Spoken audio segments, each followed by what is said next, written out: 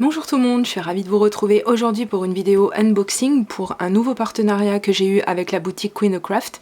Alors je vous avais déjà présenté les produits de cette boutique parce que j'ai déjà eu un premier partenariat avec eux.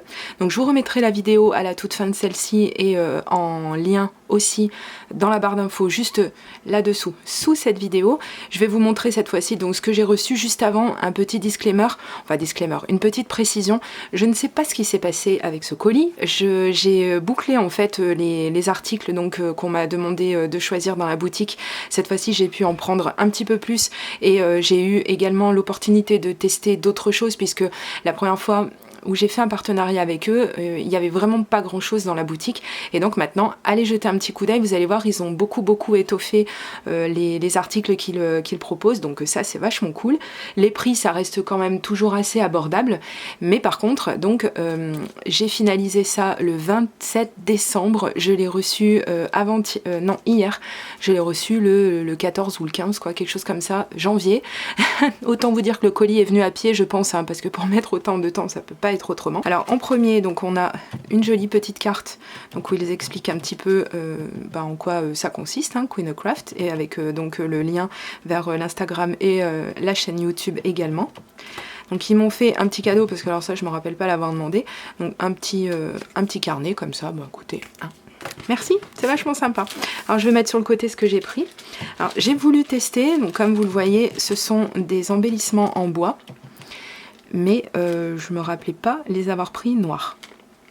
Bon, est-ce que c'est une erreur de ma part? Est-ce que j'ai vraiment voulu pousser le test jusqu'au bout, puisque cette fois-ci je voulais quand même sortir un petit peu de ce que j'avais pris la dernière fois. Bon, après la qualité est plutôt bonne, on va dire, c'est assez épais comme vous le voyez. Ouais, ça peut être sympa. Voilà, donc il y a marqué fait main dessus, et puis comme vous voyez, donc il y en a de plusieurs sortes, de plusieurs formes, donc ouais, c'est plutôt pas mal. Et il y en a donc 50 par sachet. Donc ça c'était pour le premier article. J'ai voulu tester donc les tampons de fond. Alors celui-ci qui est quand même très grand, vous voyez par rapport à la grandeur de mes mains, j'ai déjà des grandes paluches. C'est un très grand tampon de fond. Alors ce qu'il y a de bien, c'est qu'il doit certainement faire quelque chose comme 10 par 15, on va dire, on n'est pas très loin de la taille standard d'un fond de carte. Je l'ai trouvé vraiment très beau, hein. Je sais pas si vous voyez bien les détails, je pense que oui.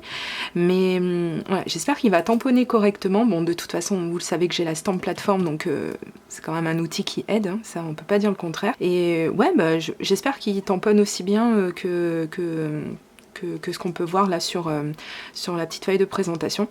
On verra ça, de toute façon, bien entendu, je vais le tester très prochainement. On reste dans les tampons, j'ai voulu tester donc des tampons de fond, comme vous voyez encore. Vous voyez, j'étais très tampon de fond, hein, cette fois-ci. J'aime beaucoup les effets brush comme ça, là, je sais pas comment on dit exactement, des effets de taches. Les motifs géométriques, c'est ma grande folie aussi en ce moment. Et puis donc ces espèces de petits nids d'abeilles. Ouais, pareil, je le trouve plutôt bien. Encore une fois, j'espère qu'il tamponnera correctement.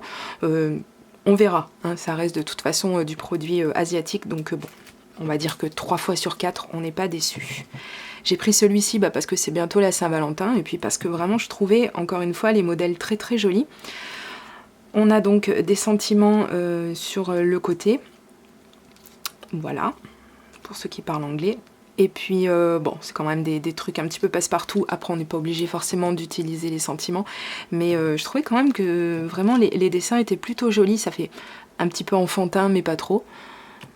Voilà, donc encore une fois, on verra si ça tamponne bien. Et j'ai hâte de pouvoir les essayer. Alors celui-là, il va faire craquer plein de monde, hein, j'imagine. Donc c'est des motifs chats, comme ça. Et pareil, c'est trop mignon. Donc c'est un petit peu sur le thème kawaii, parce que... Voilà, la façon dont ils ont été créés, je pense qu'on est bien dans le thème du kawaii. Et donc j'aime bien le fait de pouvoir avoir l'avant et l'arrière, pareil, ça laisse quand même plein de choses à faire avec ce genre de produit. J'ai quand même pris un die. Si vous avez vu ma précédente vidéo, vous savez que en général ils envoient donc les dies dans ce genre de pochette, donc qui peut être quand même assez pratique, ça fait assez qualitatif, bon pour un peu qu'elle n'a pas trop été malmenée pendant le voyage, mais bon ça reviendra de toute façon, je suis pas très inquiète. C'est un die en fait qui représente des buildings, voilà tout simplement. Donc on a je crois qu'il se détache, hein, si dans ma mémoire, oui c'est ça. Donc on a un motif tout seul comme ceci, donc qui est vachement sympa en fait quand on veut faire une carte pour donner un effet de profondeur, c'est super bien. Et ici pareil, donc bah, par exemple on peut s'en servir par exemple tel quel si on le découpe, ça peut faire un effet d'eau, enfin de reflet dans l'eau, hein, même si c'est pas exactement les mêmes buildings en haut et en bas. Et puis sinon, eh bien donc ça vous donne quand même plusieurs possibilités. Il me semble pas franchement que ce soit les mêmes ni en haut ni en bas. Pas de bêtises, attendez que je vérifie. Non, non, c'est pas les mêmes. Donc peut-être qu'on peut faire effectivement un effet miroir. Ouais, ça doit être quelque chose comme ça. Même pas. Même pas. Bon, bah, je m'en rachèterai des yeux et puis on en reparlera. Bon, en tout cas, c'était pas très cher. Et je me suis dit, tiens, bah, que ça pouvait changer en fait, hein, un petit peu. Le dernier article, alors celui-ci, j'ai eu un doute affreux, je me suis dit mais il me parle celui-ci. Et en fait j'en ai pris un petit peu dans le même beaucoup dans le même style, sur la boutique In Love Art Shop, où en fait bah, je voulais justement des arbres en ombre chinoise comme ça, enfin en motif plein on va dire, donc effectivement qui donne l'impression de travailler sur des ombres chinoises. C'est vraiment quelque chose que j'aime beaucoup, on peut en faire énormément de choses. J'ai vérifié hier soir, il y a des motifs qui sont un peu semblables, mais c'est carrément pas ça, donc ouf, j'ai envie de dire, parce que ça avait fait doublon, ça m'aurait un petit peu embêté. Et pareil, bah, j'espère qu'ils tamponneront bien, il n'y a pas de raison, hein. Bon après, on n'est jamais à l'abri, mais pour le prix, je trouve que c'est vraiment quelque chose qu'on doit tout avoir en fait, hein, dans ces tampons, ça peut quand même toujours servir. Et les derniers articles que j'ai pris, donc j'ai voulu tester leur pochoir.